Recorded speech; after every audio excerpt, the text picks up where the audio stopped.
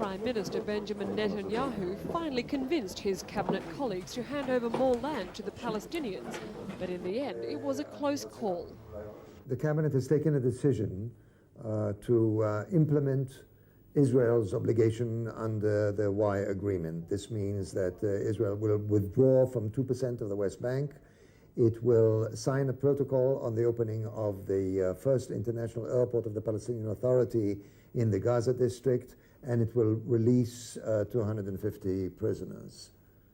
Soon after the decision, Israeli soldiers in the West Bank started unloading concrete slabs that will form roadblocks at the new border.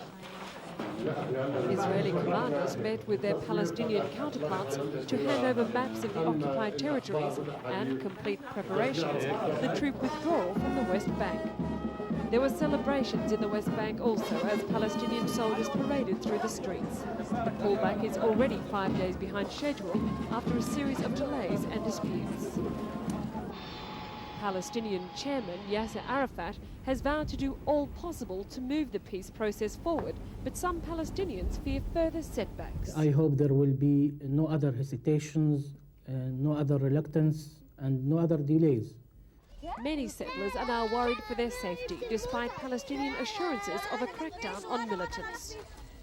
There's some people that are afraid and want to leave. You know, it causes a lot of stress and a lot of fear. There's others of us that don't want to leave. I don't want to leave at all. The first phase of the troop pullback begins on Friday, but with the Israelis already planning further settlements in disputed areas of the West Bank, the atmosphere remains volatile.